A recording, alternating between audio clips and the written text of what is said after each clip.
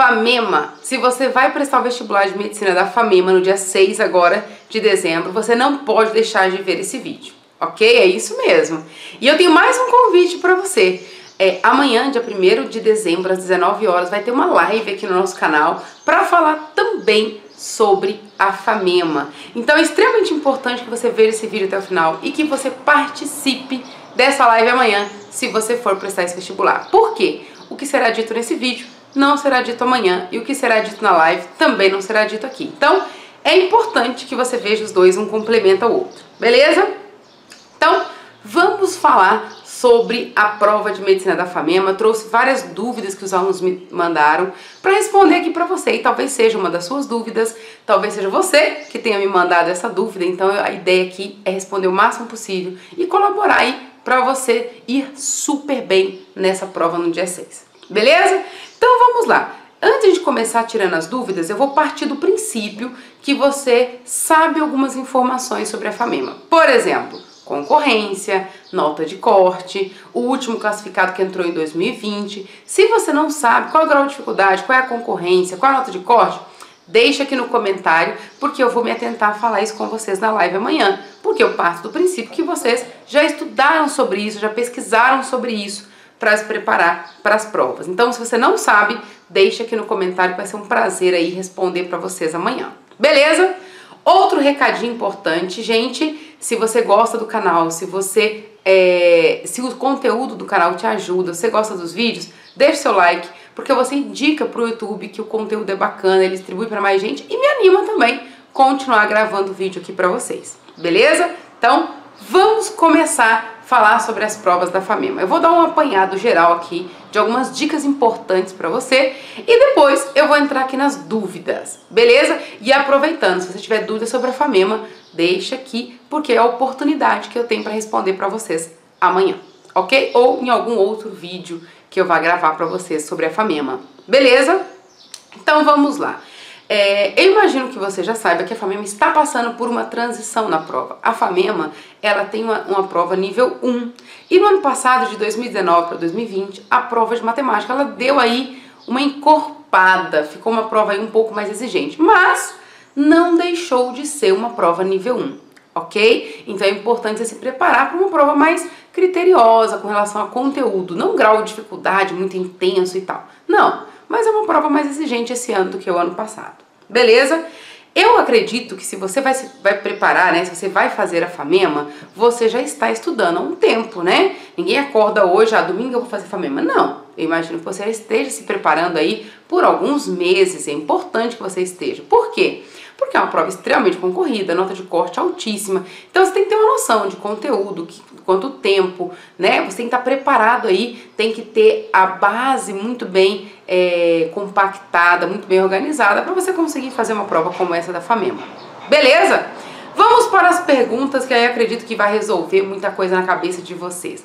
Primeira coisa, a primeira pergunta que eu vi aqui, me perguntaram o seguinte: Débora, quais provas eu consigo estudar, revisar essa semana que tem o mesmo grau de dificuldade da FAMEMA? Gente, como ela é nível 1, a gente precisa pegar provas níveis 1. Então a gente tem a Unisa, tem a EMB, tem a Claretiano. Pegue as provas de níveis 1 de 2021. Essa é a primeira dica. Então, como a gente tem pouco tempo, é só essa semana, eu pegaria provas que já foram aplicadas este ano, também níveis 1, tá? Então, Unisa, Unimes, a EMB, Claretiano, Unifunec, Unifimes, tem várias. A FUNESP já aplicou várias provas esse ano. Então, eu pegaria essas provas de níveis 1, que são semelhantes à FAMEMA, para fazer. A dica extremamente importante é que cada prova tem o seu nível e tem seu grau de concorrência e tem seu critério de avaliação. Então, apesar dessas provas também terem níveis 1, o tempo que você tem para resolver cada questão na FAMEMA, ele é menor. Então, é extremamente importante que você já esteja super treinado com relação a tempo. Débora, como que eu treino com relação a tempo? É uma outra pergunta. Débora, como que eu vou administrar o tempo na prova?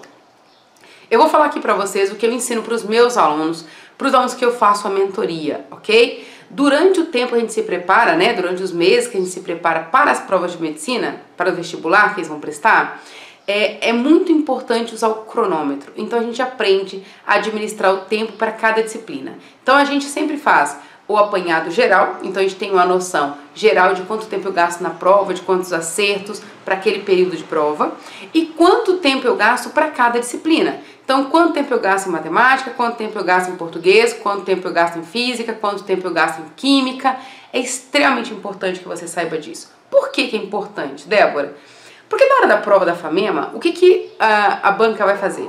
Ela vai te entregar as 3 provas de uma única vez. Ela vai entregar a prova objetiva, a dissertativa e a redação. E você administra o tempo, a ordem, como você vai fazer. Então você precisa ter noção de quanto tempo você gasta para cada coisa. Porque aí você vai administrando esse tempo na hora da sua prova.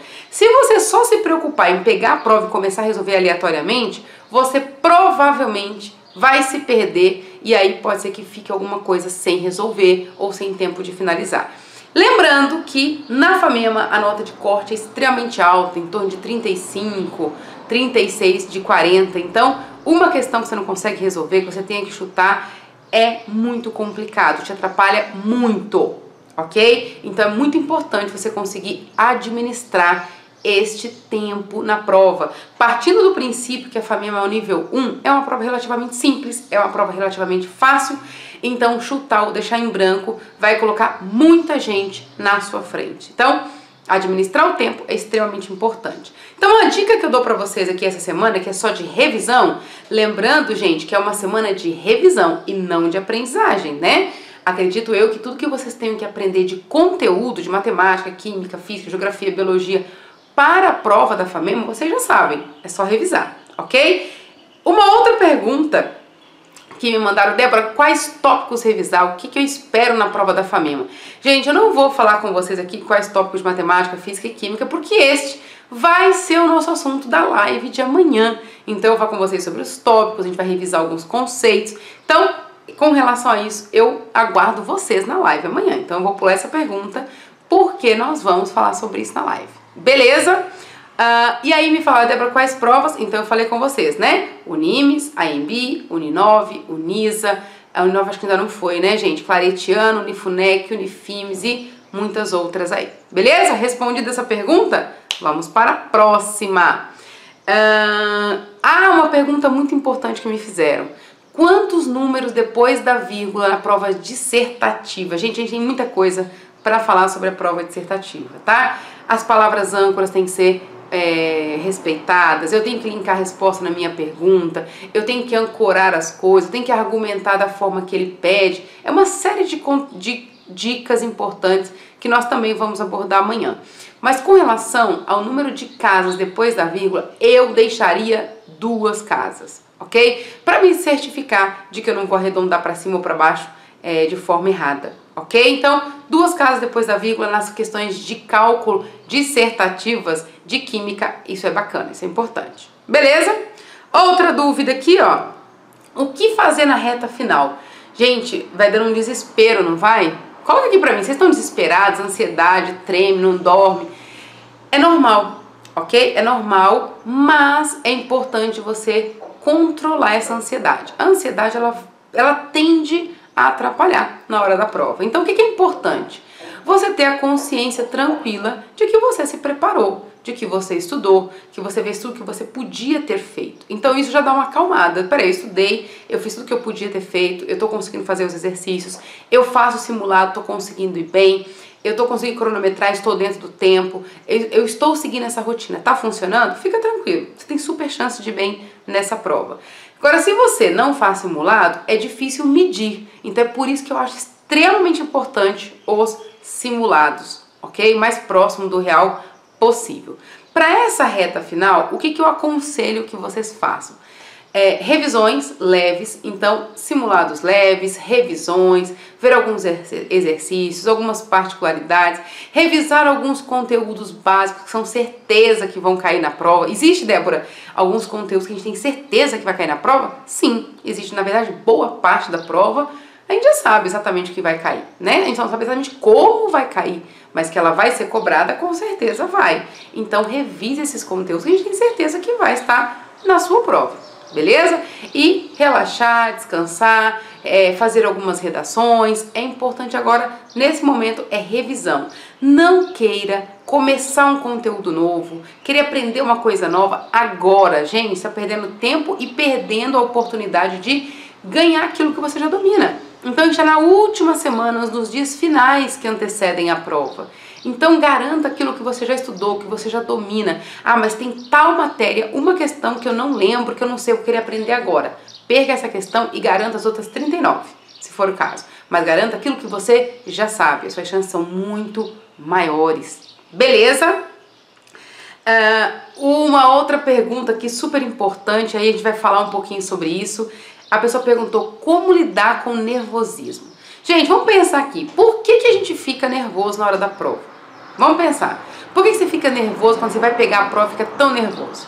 É a insegurança, o medo de não dar conta, o medo de não conseguir fazer, o medo do que vai ter naquela prova, né? Porque quando você vai abrir o caderno, o que tem ali dentro?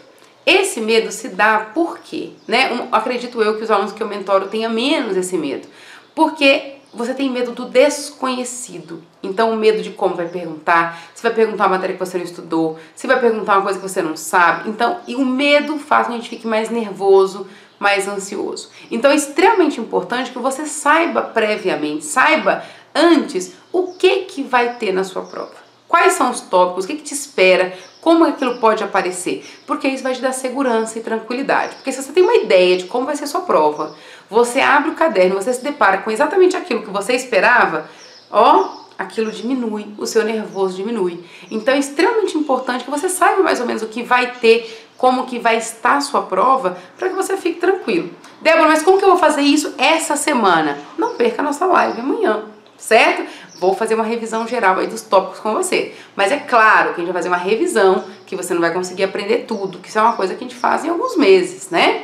Mas vai dar pra você a segurança. Para isso aqui eu sei, isso aqui eu não sei, isso aqui eu preciso revisar. A gente vai revisar algumas coisas, então é importante. Beleza?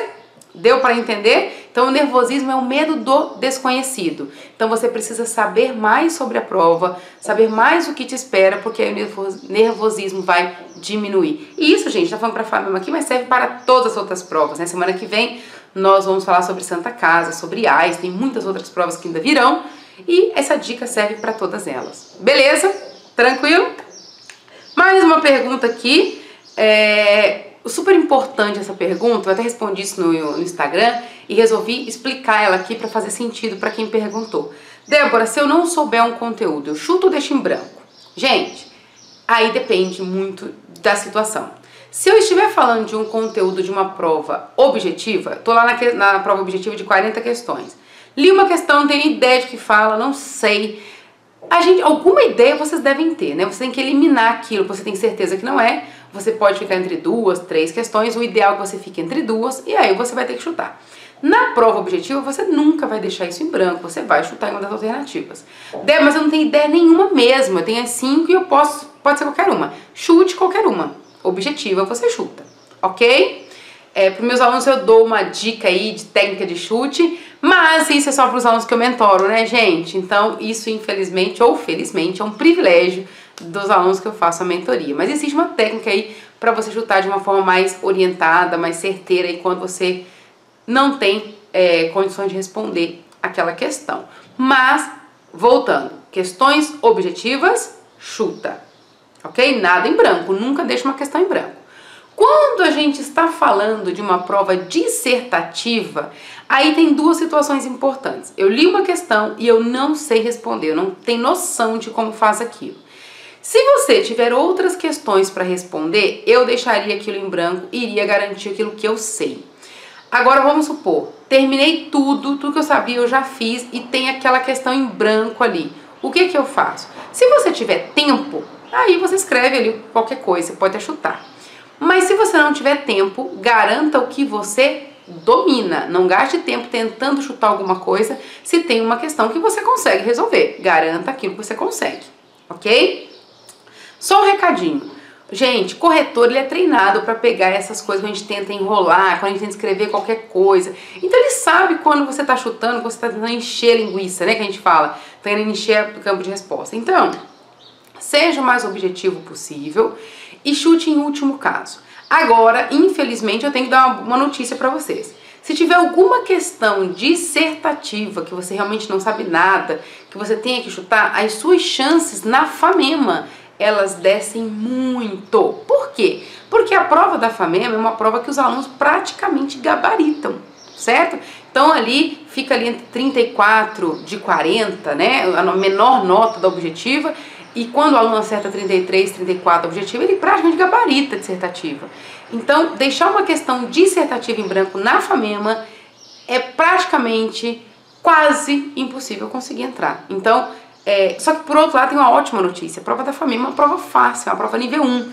Então são conteúdos simples que você consegue resolver, você consegue ter ideia. Não vai ter nada ali naquela prova que você nunca viu, ok? Então fica tranquilo que dificilmente você vai chegar na prova, vai ler uma questão e vai ter a menor ideia do que está falando, ok? Então podem ficar tranquilos com relação a isso. Beleza? Então essas foram algumas dúvidas, né? Recebi várias dúvidas com relação, Débora, o que eu reviso de matemática, o que eu reviso de química, o que eu reviso de física, resolve um exercício de polinômio com a gente. Tudo isso, gente, nós vamos fazer na live amanhã. Então não perca, amanhã, dia 1º de dezembro, às 19 horas no canal do YouTube. Beleza? Gostou do vídeo? Gostou das dicas? Então deixa seu like, deixa sua dúvida, porque eu vou ler os comentários e posso responder amanhã na live para você. Beleza? E eu te aguardo no próximo vídeo, ou na live, ou em algum outro vídeo aqui do canal. Fiquem com Deus. Tchau, tchau.